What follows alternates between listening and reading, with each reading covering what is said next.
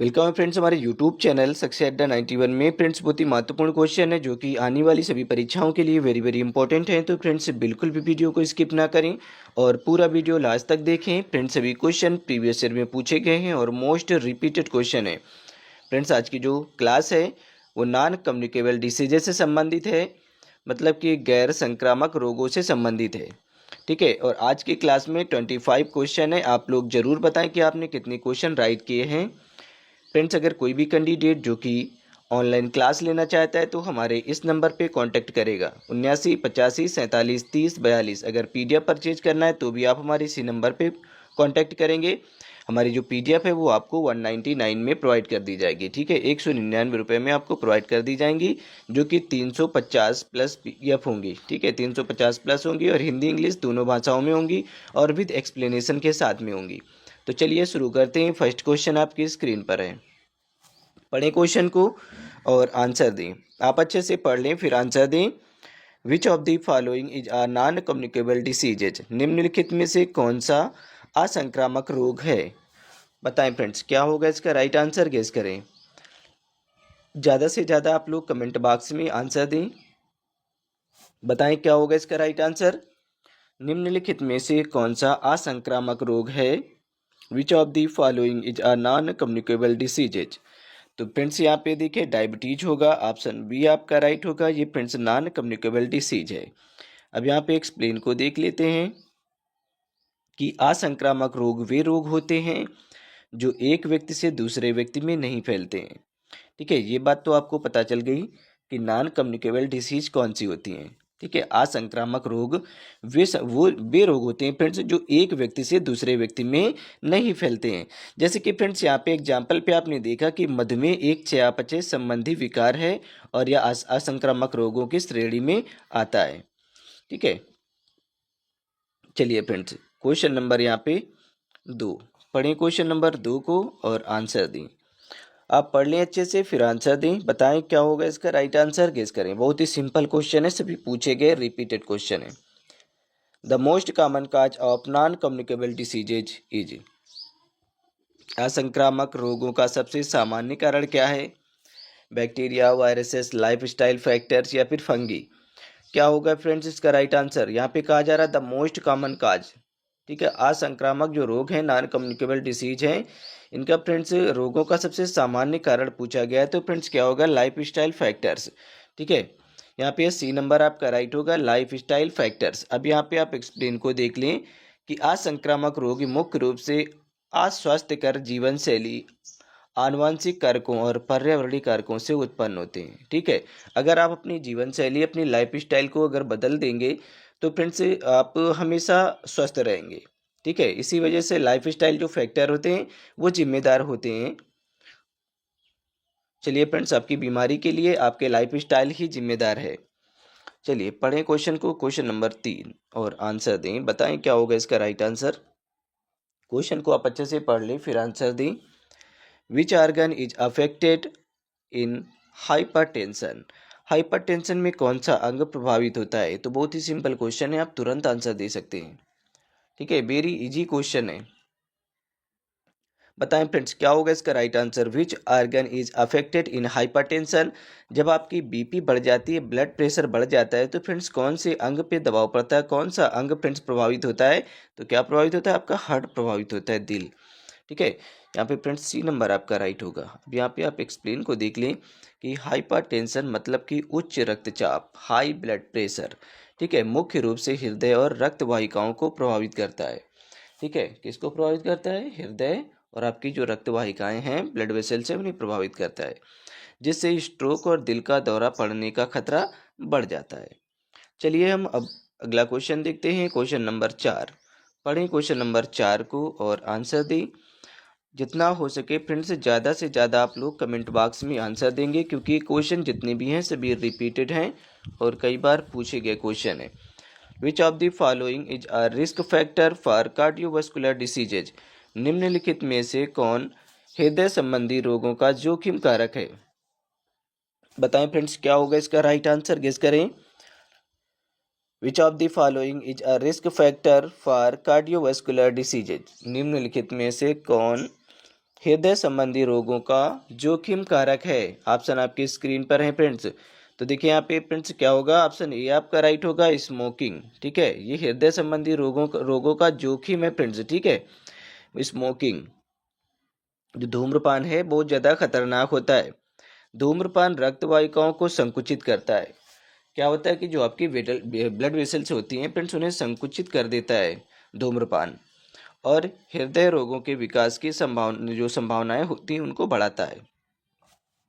चलिए फ्रेंड्स, चलिए अगला क्वेश्चन है क्वेश्चन नंबर 5। पढ़ें क्वेश्चन नंबर 5 को और आंसर दें। बताएं क्या होगा इसका right answer. Diabetes is caused due to the deficiency of which hormones. मधुमेह किस हार्मोन्स की कमी के कारण होता है। जो मधुमेह हो जाता है तो कौन सा हार्मोन्स है फ्रेंड्स जिसकी वजह से दिक्कत आती है, डायबिटीज हो जाता है।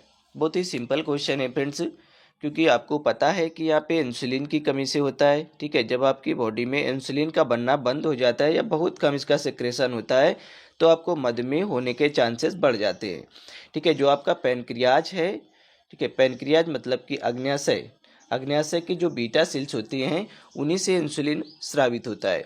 और जो आपके पैनक्रियाज की जो बीटा सेल्स होती हैं वो इंसुलिन का सिक्रेशन बंद कर देती हैं। एक समय होता है फ्रेंड्स, एक उम्र होती है जब ये इंसुलिन बनना बंद हो जाता है।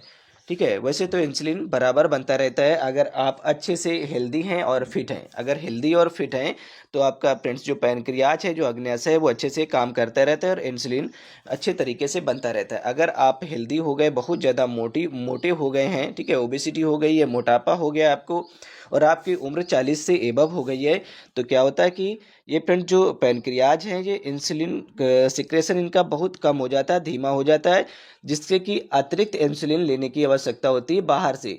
आपने देखा होगा जिन्हें शुगर हो जाती है तो उन्हें बाहर से इंसुलिन के इंजेक्शन या टेबलेट दी जाती है ताकि इंसुलिन को कंट्रोल किया जा सके, यहाँ पे डायबिटीज़ को कंट्रोल किया जा सके। चलिए फ्रेंड्स, एक्सप्लेन को देख लें कि इंसुलिन हार्मोन शरीर में ब्लड शुगर को नियंत्रित करता है और इसकी कमी से मधुमेह हो जाता है। ठीक है, डायबिटीज हो जाती है। चलिए 6 नंबर क्वेश्चन है, पढ़ें 6 नंबर क्वेश्चन को और आंसर दें। बताएं क्या होगा इसका राइट आंसर, गेस करें। ठीक है, आप अच्छे से पढ़ लें। Which type of diabetes is insulin dependent. यहाँ पे कहा जा रहा है कि मधुमेह का कौन सा प्रकार इंसुलिन पर निर्भर रहता है। बताएं फ्रेंड्स, कौन सा प्रकार है जो इंसुलिन पर निर्भर रहता है। Which type of diabetes is insulin dependent, कौन सा मधुमेह का प्रकार इंसुलिन पर निर्भर रहता है। तो ये फ्रेंड्स आप लोग आंसर दें, क्या होगा इसका राइट आंसर। बहुत ही सिंपल क्वेश्चन है। तो यहाँ पे टाइप 1 डायबिटीज, क्या होगा, टाइप 1 डायबिटीज, ये इंसुलिन पर निर्भर होता है। ऑप्शन यहाँ पे ए आपका राइट होगा। एक्सप्लेन को देख लें फ्रेंड्स कि टाइप 1 जो डायबिटीज है एक ऑटो इम्यून बीमारी है। कैसी बीमारी है, ये ऑटो इम्यून बीमारी है जिससे या जिसमें शरीर इंसुलिन का उत्पादन नहीं कर पाता है, इसलिए इंसुलिन पर निर्भर होना पड़ता है।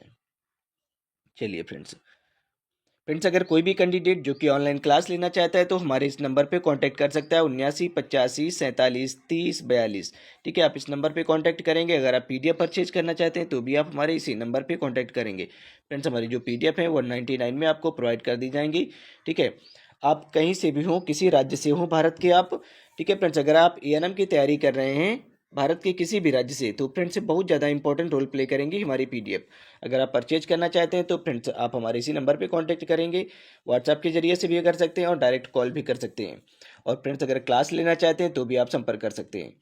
चलिए फ्रेंड्स, यहाँ पे 7 नंबर क्वेश्चन है, पढ़ें 7 नंबर क्वेश्चन को और आंसर दें। The most common type of cancer in females is, महिलाओं में सबसे सामान्य प्रकार का कैंसर कौन सा होता है। देखिए फ्रेंड्स, इसी तरह के क्वेश्चन पूछे जाते हैं। ठीक है, कोई डेली नया क्वेश्चन नहीं बनता, यही क्वेश्चन बार बार रिपीट होते रहते हैं। ठीक है, तो बताएं क्या होगा इसका right answer. The most common type of cancer in females is, जो महिलाएं होती हैं उनमें सबसे सामान्य प्रकार का कॉमन कैंसर कौन सा होता है। तो फ्रेंड्स ये ब्रेस्ट कैंसर क्या होता है कि कॉमन कैंसर होता है। ऑप्शन बी यहाँ पे आपका राइट होगा। ठीक है, यहाँ पे एक्सप्लेनेशन को देख लें कि स्तन कैंसर महिलाओं में सबसे सामान्य प्रकार का कैंसर है और इसकी समय पर जांच से इसे रोका जा सकता है। ठीक है, अगर समय से इसकी जांच करा ली जाए तो इसे फ्रेंड्स रोका जा सकता है। चलिए फ्रेंड्स, अगला क्वेश्चन है क्वेश्चन नंबर यहाँ पे 8 है, पढ़े क्वेश्चन नंबर 8 को। Obesity is defined by measuring, जो मोटापा है मोटापे को कैसे मापा जाता है फ्रेंड्स। बताएं क्या होगा इसका राइट आंसर। बहुत ही सिंपल क्वेश्चन है, रिपीटेड है, कई बार पूछे गए क्वेश्चन है फ्रेंड्स। बताएं क्या होगा इसका right answer. Obesity is defined by measuring, obesity is defined by measuring. Guess करें फ्रेंड्स क्या होगा इसका right answer. Obesity is defined by measuring, मोटापे को कैसे मापा जाता है, तो ये फ्रेंड्स बॉडी मास इंडेक्स के जरिए से मापा जाता है, अर्थात बीएमआई बॉडी मास इंडेक्स के जरिए से मापा जाता है। ऑप्शन बी यहाँ पे आपका राइट होगा। एक्सप्लेनेशन को देख लें कि बीएमआई बॉडी मास इंडेक्स के माध्यम से निर्धारित किया जाता है कि कोई व्यक्ति सामान्य वजन का है या फिर कम वजन का है या फिर मोटापे से ग्रस्त है। ठीक है, चलिए 9 नंबर क्वेश्चन है, क्वेश्चन नंबर 9 को आप पढ़ लें। और फ्रेंड्स आज की इस क्लास में 30 क्वेश्चन है। ठीक है, आप लोग जरूर बताएं कि आपने कितने क्वेश्चन राइट किए हैं। ठीक है, पढ़ें क्वेश्चन को और आंसर दें। बताएं क्या होगा इसका right answer. Which of the following is a non communicable disease, निम्नलिखित में से कौन सा असंक्रामक रोग है। बताएं फ्रेंड्स असंक्रामक रोग कौन सा है, नॉन कम्युनिकेबल डिसीज कौन सी है। फ्रेंड्स आपने पढ़ा है ये क्वेश्चन, आप अगर थोड़ा सा दिमाग लगाएंगे तो तुरंत आंसर दे पाएंगे। रिपीट हुआ है क्वेश्चन, तो देखिए फ्रेंड्स यहाँ पे ऑप्शन बी आपका राइट होगा, डायबिटीज। ठीक है, ये क्वेश्चन दोबारा रिपीट हो गया है। एक्सप्लेन को देख लें कि असंक्रामक रोग वे होते हैं जो एक व्यक्ति से दूसरे व्यक्ति में नहीं फैलते हैं। ठीक है, इन्हें असंक्रामक रोग कहा जाता है। संक्रामक रोग कौन से होते हैं, जो एक व्यक्ति से दूसरे व्यक्ति में फैल जाते हैं। ठीक है, उन्हें संक्रामक रोग कहा जाता है। और असंक्रामक वही रोग होते हैं जो एक से दूसरे व्यक्ति में नहीं फैलते हैं। ठीक है, मधुमेह एक चयापचय संबंधी विकार है और यह असंक्रामक रोगों की श्रेणी में आता है। आपने जैसे देखा कि ये ट्यूबरक्लोसिस टीबी है। ठीक है, टीबी हो गया, इन्फ्लुएंजा हो गया, कॉलरा हो गया, जो हैजा है, ये सभी फ्रेंड्स एक दूसरे में फैल जाते हैं। ठीक है, चलिए यहाँ पे देख लें 10 नंबर क्वेश्चन। पढ़े 10 नंबर क्वेश्चन को और आंसर दें। The most common cause of non communicable diseases is, असंक्रामक रोगों का सबसे सामान्य कारण क्या है। बताएं फ्रेंड्स असंक्रामक रोगों का सबसे सामान्य कारण क्या है। अच्छे से पढ़ लें फिर आंसर दें, क्योंकि ये भी क्वेश्चन रिपीट हुआ है। ठीक है, अभी आपने पढ़ा था ये क्वेश्चन, तो देखिए यहाँ पे सी नंबर राइट होगा, लाइफ फैक्टर्स। ठीक है, लाइफ स्टाइल जो फैक्टर है, जीवन शैली। ठीक है, चलिए यहाँ पे हम चलिए अगला क्वेश्चन देखते हैं, क्योंकि आप ये क्वेश्चन पढ़ चुके हैं, दोबारा रिपीट हो रहा है क्वेश्चन। और वही क्वेश्चन देखिए फिर से रिपीट हो गया है कि which organ is affected in hypertension, hypertension में कौन सा अंग प्रभावित होता है। तो फ्रेंड्स आपको पता है कि हार्ट प्रभावित होता है। ठीक है, ये क्वेश्चन दोबारा रिपीट हो गया है। ठीक है, यहाँ पे 12 नंबर क्वेश्चन ये भी आपका दोबारा रिपीट हुआ है कि which of the following risk factor for cardiovascular diseases. ठीक है, तो ये क्या है, कार्डियोवास्कुलर डिसीजेज में क्या होगा, स्मोकिंग आएगा। ऑप्शन ए यहाँ पे आपका राइट होगा। चलिए फ्रेंड्स नेक्स्ट क्वेश्चन है क्वेश्चन नंबर 13। 13 नंबर क्वेश्चन अभी से आप पढ़े। 13 number question, diabetes is caused due to the deficiency of which hormones, मधुमेह किस हार्मोन्स की कमी के कारण होता है। तो ये भी अभी आपने पढ़ा था कि इंसुलिन हार्मोन्स की कमी से क्या हो जाता है, डायबिटीज होता है, मधुमेह हो जाता है। ठीक है फ्रेंड्स, ये फ्रेंड्स दोबारा सभी क्वेश्चन रिपीट हो गए हैं। चलिए यहाँ पे क्वेश्चन नंबर यहाँ पे 14। ठीक है, ये आपके रिवीजन के लिए ज़्यादा बेहतर है। ठीक है, रिपीट हो गए हैं तो आप इससे रिवीजन भी कर सकते हैं। Which type of diabetes is insulin dependent, कह रहा कि मधुमेह कौन सा मधुमेह प्रकार इंसुलिन पर निर्भर होता है। तो टाइप फर्स्ट डायबिटीज जो है ये मधुमेह पर निर्भर होता है। ठीक है, चलिए फ्रेंड्स पढ़े क्वेश्चन को। 15 नंबर क्वेश्चन है, आप पढ़ लें इसे और answer they. The most common type of cancer in females, महिलाओं में सबसे सामान्य प्रकार का कैंसर कौन होता है। तो ये भी क्वेश्चन रिपीट हुआ है, आप लोग आंसर दें, बताएं क्या होगा। तो देखिए ब्रेस्ट कैंसर सबसे सामान्य प्रकार का कैंसर है। ऑप्शन बी यहाँ पे आपका राइट होगा। अब यहाँ पे 16 नंबर क्वेश्चन है, ये भी क्वेश्चन आपका रिपीट हुआ है। ओबेसिटी मोटापा कैसे मापा जाता है। तो बीएमआई इंडेक्स के द्वारा मापा जाता है। ठीक है, बॉडी मास इंडेक्स के जरिए से मापा जाता है। चलिए फ्रेंड्स अब यहाँ पे 17 नंबर क्वेश्चन है। ठीक है, अब यहाँ से फिर से नए क्वेश्चन शुरू हो गए। अब आप पढ़ें। What is the normal body pressure range, सामान्य रक्तचाप सीमा क्या है। Normal friends body mass pressure क्या है, फ्रेंड्स बताएं क्या होगा इसका राइट आंसर, गेस करें। आप लोग ज़्यादा से ज़्यादा फ्रेंड्स कमेंट बॉक्स में आंसर दें। ठीक है, बताएं क्या होगा। What is the normal blood pressure range, सामान्य रक्तचाप सीमा क्या है। तो फ्रेंड्स ये सी नंबर राइट होगा, 120 से 80 mm ऑफ एच जी। 120 से 80 mm ऑफ एच जी होता है। ये फ्रेंड्स सिस्टोलिक होता है या डायस्टोलिक होता है। ठीक है, ऊपर का सिस्टोलिक होता है, नीचे का डायस्टोलिक होता है। सामान्य रक्तचाप 120 से 80 mm ऑफ एच जी होता है, इससे अधिक होने पर उच्च ताप अर्थात हाइपरटेंशन हो सकता है। चलिए 18 नंबर क्वेश्चन है, आप पढ़ें और आंसर दें। फ्रेंड्स बताएं क्या होगा इसका right answer. Which vitamin deficiency causes rickets, कौन से विटामिन की कमी से रिकेटस हो जाता है। फ्रेंड्स बताएं, सूखा रोग हो जाता है, कौन सी विटामिन की कमी से। कई बार आपने पढ़ा होगा फ्रेंड्स ये क्वेश्चन, क्योंकि सभी रिपीटेड क्वेश्चन है। बताएं कौन से विटामिन की कमी से रिकेटस हो जाता है। तो रिकेटस फ्रेंड्स किसकी कमी से होता है, तो विटामिन डी की कमी से रिकेटस हो जाता है फ्रेंड्स। ठीक है, विटामिन डी की कमी से रिकेटस हो जाता है। और विटामिन ए की कमी से क्या हो जाता है, तो फ्रेंड्स नाइट ब्लाइंडनेस हो जाती है, रतौंधी हो जाती है। विटामिन बी 12 की कमी से क्या होता है, परनीसियस एनीमिया हो जाता है, बहुत ज़्यादा खून की कमी हो जाती है। विटामिन सी की कमी से स्कर्वी रोग हो जाता है, जो कि स्कॉर्बिक एसिड इसका रासायनिक नाम है। ठीक है, विटामिन डी का कैल्सीफेरॉल है।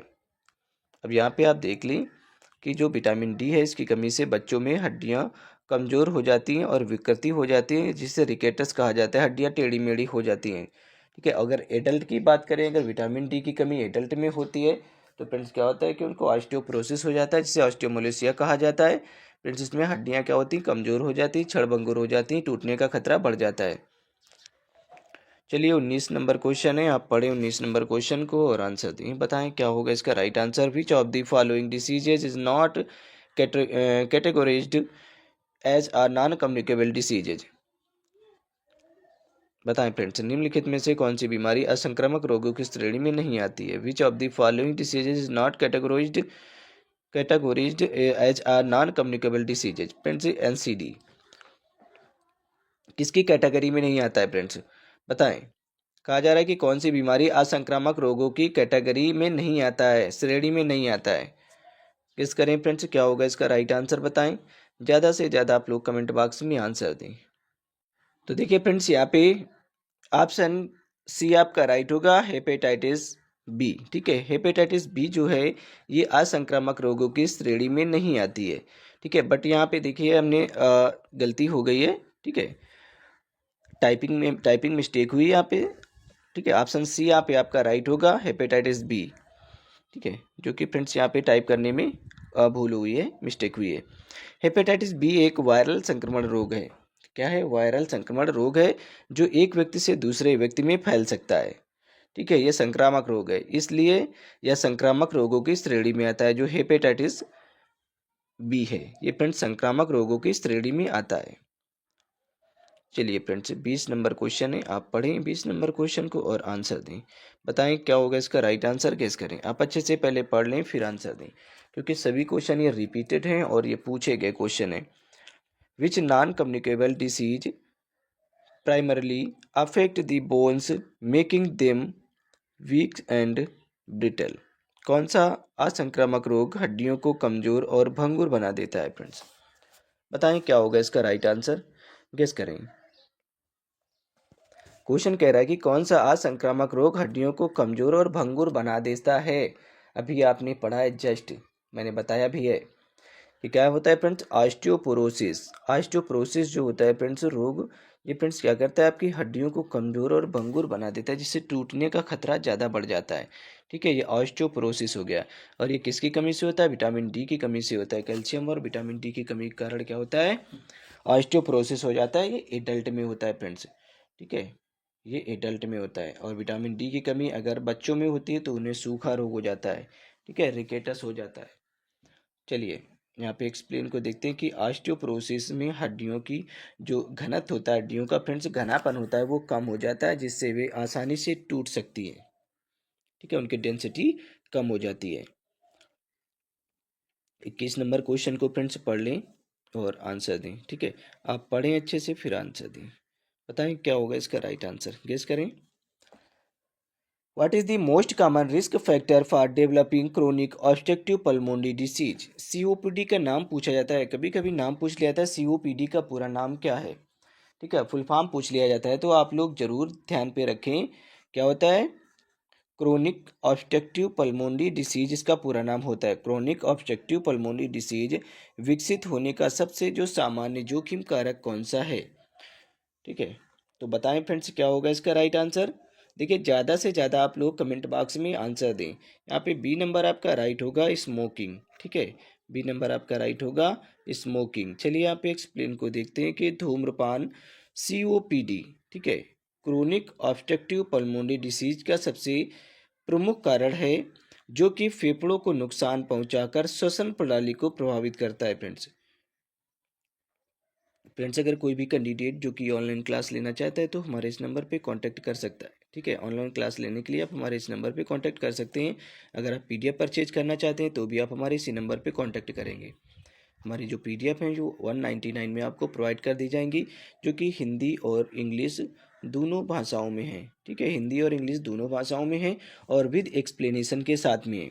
सभी राज्यों के लिए फ्रेंड्स बहुत ही ज़्यादा इंपॉर्टेंट रोल प्ले करेंगी। आप किसी भी राज्य से हों, अगर आप ANM की तैयारी कर रहे हैं तो फ्रेंड्स आपके लिए बहुत ज़्यादा इंपॉर्टेंट रोल प्ले करेंगी PDF, ठीक है। अगर आप PDF लेना चाहते हैं तो PDF लें, अगर आप क्लास करना चाहते हैं तो आप क्लास भी कर सकते हैं, ठीक है। क्लास के लेने के लिए भी आप इसी नंबर पर कॉन्टैक्ट कर सकते हैं। चलिए 22 नंबर क्वेश्चन को फ्रेंड्स पढ़ें और आंसर दें, बताएं क्या होगा इसका राइट आंसर। 22 नंबर क्वेश्चन को अच्छे से पढ़ लें कि विच hormones imbalance is mainly responsible for hypothyroidism. Hypothyroidism के लिए मुख्य रूप से कौन सा हार्मोन्स असंतुलन जिम्मेदार है, बताएं फ्रेंड्स क्या होगा इसका right answer. Insulin, cortisol, thyroxine या फिर एस्ट्रोजन। देखिए बहुत ही सिंपल क्वेश्चन है, सभी रिपीटेड क्वेश्चन है। हाइपोथायराइडिज्म के लिए मुख्य रूप से कौन सा हार्मोन असंतुलन जिम्मेदार है, तो ये थायरॉक्सिन, ठीक है, C नंबर आपका राइट होगा। थायरॉक्सिन हार्मोन से जिम्मेदार है। अब यहाँ पे आप एक्सप्लेन को देख ली कि हाइपोथायराइडिज्म तब होता है जब थायराइड ग्रंथि पर्याप्त थायरॉक्सिन अर्थात T4 हार्मोन्स का उत्पादन नहीं कर पाती है, ठीक है। जो T4 हार्मोन से इसका क्या करती है, प्रोडक्शन नहीं कर पाती, उत्पादन नहीं कर पाती है, जिससे चयापचय धीमी हो जाती है फ्रेंड्स, जिसकी वजह से हाइपोथायराइडिज्म हो जाता है। चलिए फ्रेंड्स क्वेश्चन नंबर 23 पढ़ें, क्वेश्चन नंबर 23 को और आंसर दें। पढ़ लें आप अच्छे से फिर आंसर दें। Which of the following is not a risk factor for stroke. निम्नलिखित में से कौन स्ट्रोक का जोखिम कारक नहीं है। स्ट्रोक का जोखिम कारक कौन नहीं है फ्रेंड्स। हाई ब्लड प्रेशर, उच्च रक्तचाप, ठीक है, ओबेसिटी या फिर फिजिकल इनएक्टिविटी या फिर फ्रेंड्स हाई कैल्शियम इंटेक। बताएं फ्रेंड्स क्या होगा इसका राइट आंसर। स्ट्रोक का जोखिम का कारक नहीं। स्ट्रोक को फ्रेंड्स बताएं कि निम्नलिखित में से कौन स्ट्रोक का जोखिम कारक नहीं है। फ्रेंड्स हार्ट अटैक का जोखिम कारक कौन सा नहीं, किसकी वजह से हार्ट अटैक नहीं होता है। तो फ्रेंड्स यहाँ पे देखिए ऑप्शन जो डी है ये आपका राइट होगा कि हाई कैल्शियम इंटेक। अगर आप ज़्यादा कैल्शियम का सेवन करते हैं तो फ्रेंड्स क्या होगा, आपको हार्ट अटैक नहीं आएगा, ठीक है। बाकी यहाँ पे मोटापा ज़्यादा, ये भी फ्रेंड्स हार्ट अटैक का कारण है। हाई ब्लड प्रेशर ये भी आपको दिक्कत दे सकता है। शारीरिक निष्क्रियता, अगर फिजिकल इनएक्टिविटी अगर है, आप अगर फिजिकल एक्टिविटी नहीं करते हैं तो भी दिक्कत हो सकती है। तो यहाँ पे सभी कारक जिम्मेदार हैं सिवाय एक को छोड़कर कि अत्यधिक कैल्शियम का सेवन स्ट्रोक का प्रमुख कारण नहीं होता है, जबकि उच्च रक्तचाप, मोटापा और शारीरिक निष्क्रियता जो है ये स्ट्रोक के मुख्य कारक हैं। चलिए फ्रेंड्स अगला क्वेश्चन है क्वेश्चन नंबर 24। पढ़ें क्वेश्चन नंबर 24 को और आंसर दें। आप अच्छे से पढ़ ले फिर आंसर दें। बताएं क्या होगा इसका right answer. What is the main cause of Alzheimer disease. Alzheimer रोग का मुख्य कारण क्या है। बताएं फ्रेंड्स जो अल्जाइमर डिसीज है इसका मुख्य कारण बताना है आपको। क्या होगा इसका राइट आंसर। मेन रीजन क्या होता है इसका। What is the main cause of Alzheimer disease. Alzheimer रोग का मुख्य कारण फ्रेंड्स होता है, बी नंबर राइट होगा, जेनेटिक म्यूटेशन। क्या होगा, जेनेटिक म्यूटेशन, आनुवंशिक उत्परिवर्तन। ऑप्शन बी यहाँ पे आपका राइट होगा। अब यहाँ पे आप देख लें कि अल्जाइमर रोग मुख्य रूप से मस्तिष्क की न्यूरॉन्स की क्षति और आनुवंशिक कारणों से होती है। अब ये फ्रेंड्स ये जो अल्जाइमर होता है ये फ्रेंड्स आपकी याददाश्त से संबंधित एक डिसऑर्डर होता है, ठीक है। अल्जाइमर रोग मुख्य रूप से मस्तिष्क की न्यूरॉन की क्षति के कारण होती है और ये आनुवंशिक कारणों से होती है, ठीक है, जेनेटिक कारणों से होती है। चलिए फ्रेंड्स 25 नंबर क्वेश्चन है, पढ़ें 25 नंबर क्वेश्चन को और आंसर दें। बताएं क्या होगा इसका राइट आंसर। आप अच्छे से पढ़ ले 25 नंबर क्वेश्चन को। Which vitamin deficiency is responsible for night blindness. रात में दिखने में कठिनाई अर्थात नाइट ब्लाइंडनेस किस विटामिन की कमी से होती है। ये तो फ्रेंड्स आपको पता होगा, बहुत ही सिंपल क्वेश्चन है, ठीक है। Which vitamin deficiency is responsible for night blindness, रात में दिखने में कठिनाई, नाइट ब्लाइंडनेस किस विटामिन की कमी से होती है? सभी को पता होना चाहिए फ्रेंड्स, बहुत ही सिंपल क्वेश्चन है ये और रिपीटेड क्वेश्चन है। किस विटामिन की कमी से होती है रात में दिखने में कठिनाई होती है? तो यहाँ पे विटामिन ए की कमी के कारण होता है फ्रेंड्स, इसे रेटिनॉल कहा जाता है।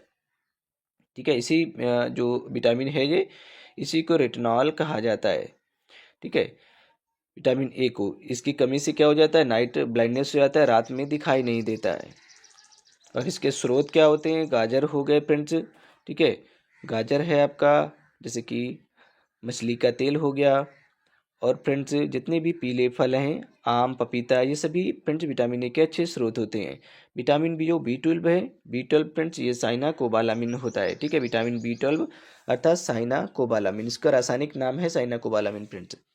ठीक है, इसकी कमी से घातक रक्तअल्पता हो जाती है, बहुत ज़्यादा खून की कमी हो जाती है, परनीसियस एनीमिया कहा जाता है जिसे। ठीक है, तो इसी की वजह से परनीसियस एनीमिया हो जाता है, बहुत ज़्यादा खून की कमी हो जाती है। अब इसकी पूर्ति के लिए फ्रेंड्स, क्षतिपूर्ति के लिए क्या किया जाता है? तो फ्रेंड्स बहुत ज़्यादा मांस, मछली, अंडे का सेवन फ्रेंड्स इसकी पूर्ति के लिए पर्याप्त है। ठीक है, क्योंकि विटामिन B12 बहुत ज़्यादा मात्रा में मांस, मछली, अंडा वगैरह खाने से प्राप्त होता है, डेयरी प्रोडक्ट वगैरह से भी प्राप्त होता है। जो फ्रेंड्स शाकाहारी भोजन होते हैं उनमें विटामिन B12 नहीं होता है, बहुत ही रेयर केस में मिल जाए, बाकी बहुत कम होता है। विटामिन सी फ्रेंड्स, इसका जो रासायनिक नाम होता है वो स्कॉर्बिक एसिड होता है। ठीक है, इसकी कमी से स्कर्वी रोग हो जाता है, मसूड़ों से खून आने लगता है, पायरिया हो जाता है, आपका इम्यून सिस्टम डाउन हो जाता है। ठीक है, सारी दिक्कतें होती हैं। तो इसके लिए फ्रेंड्स आंवला जो है या फिर खट्टे फल जितने भी हैं सभी फ्रेंड्स इसके लिए बहुत ज़्यादा आवश्यक हैं, और प्रचुर मात्रा में सबसे ज़्यादा जो विटामिन सी मिलता है वो आपको आंवले से प्राप्त होता है। विटामिन के जो है फ्रेंड्स, इसका रासायनिक नाम नेप्टोक्यूनोन होता है। ये रक्त का थक्का जमाने के लिए फ्रेंड्स आवश्यक होता है। चलिए यहाँ पे आप एक्सप्लेन को देख लें कि विटामिन ए की कमी से नाइट ब्लाइंडनेस, रात में दिखाई ना देना। ठीक है, क्योंकि यह रेटिना के लिए आवश्यक होता है। अगर विटामिन ए की कमी हो जाती है तो रात में आपको दिखाई नहीं देता है, नाइट ब्लाइंडनेस हो जाती है। पढ़ें 26 नंबर क्वेश्चन को और आंसर दें। ठीक है, बताएं क्या होगा इसका राइट आंसर। पढ़ लें अच्छे से कि which of the following diseases is known as the silent killer. बहुत ही अच्छा क्वेश्चन है फ्रेंड्स। ठीक है, क्वेश्चन कह रहा है कि साइलेंट किलर किसे कहा जाता है? निम्नलिखित में से कौन सी बीमारी साइलेंट किलर, मौन हत्यारा के रूप में भी जानी जाती है? बहुत ही अच्छा क्वेश्चन है फ्रेंड्स। कहा जा रहा है कि निम्न में से कौन सी जो बीमारी है जो किसी से साइलेंट किलर अर्थात मौन हत्यारा कहा जाता है? बहुत ही अच्छा क्वेश्चन है फ्रेंड्स, आप लोग आंसर दें, ज़्यादा से ज़्यादा कमेंट बॉक्स में आंसर दें। तो फ्रेंड्स ये होगा हाइपरटेंशन। ठीक है, क्या होगा? हाइपरटेंशन, मतलब कि बीपी, ब्लड प्रेशर का बढ़ जाना, हाई ब्लड प्रेशर बढ़ जाना।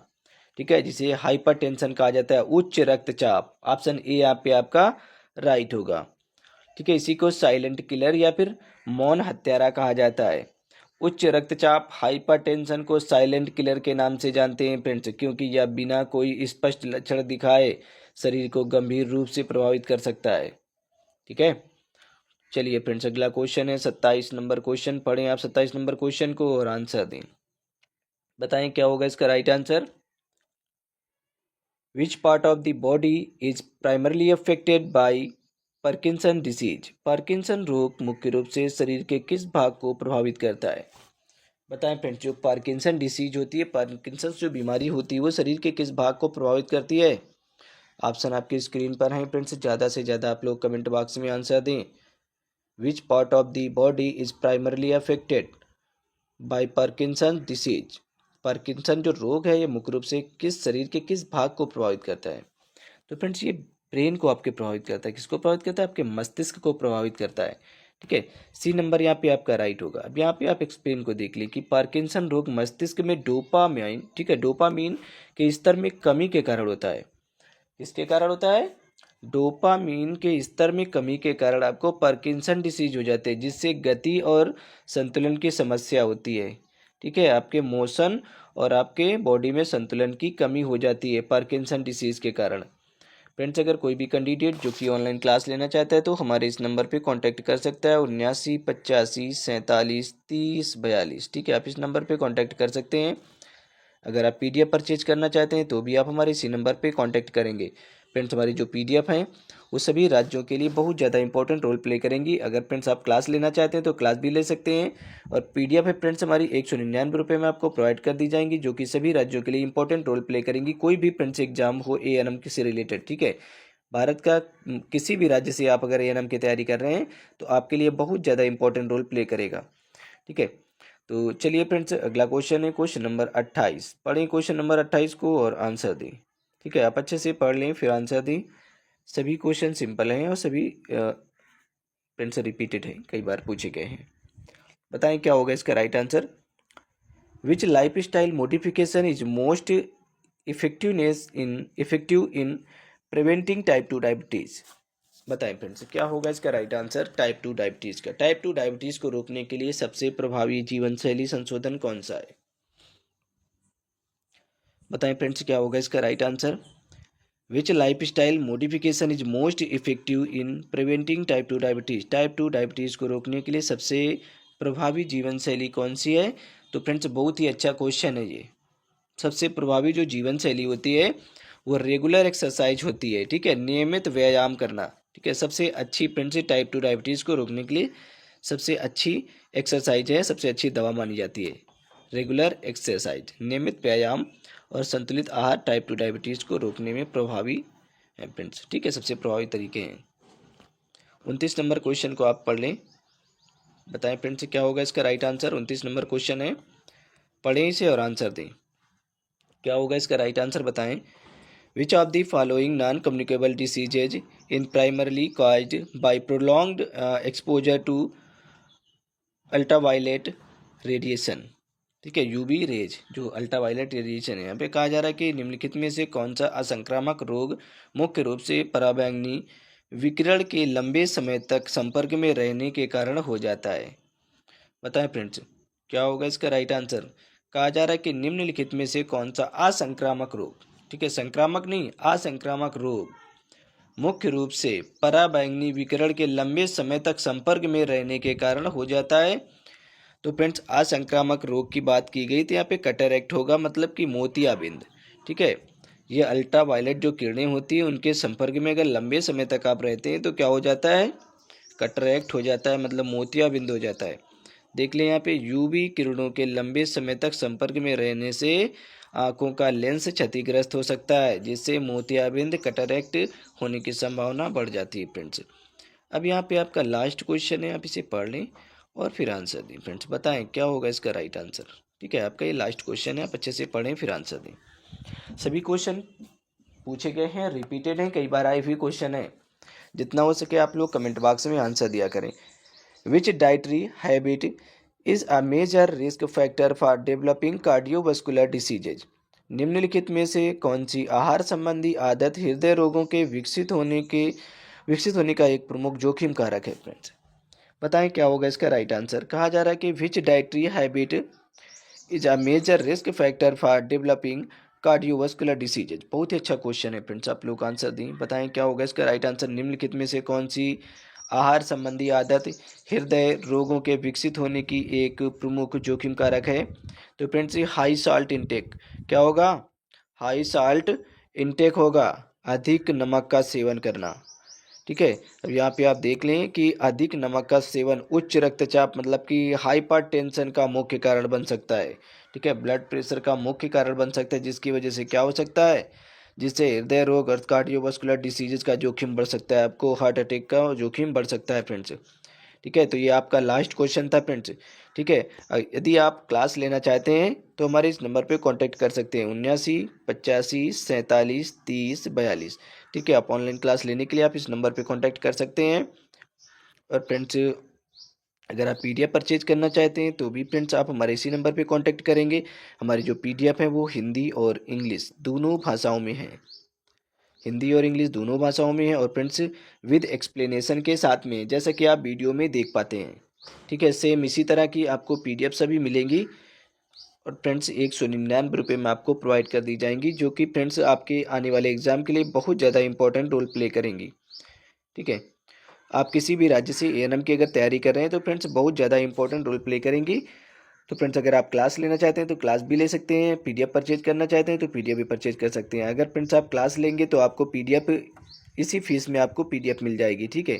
अगर आप क्लास लेंगे तो आपको अलग से पैसे देने की ज़रूरत नहीं पड़ेगी, ठीक है। सारी की सारी PDF आपको क्लास ज्वाइन करते ही मिल जाएंगी। तो चलिए फ्रेंड्स, मिलते हैं हम नेक्स्ट वीडियो में, तब तक के लिए bye bye and take care.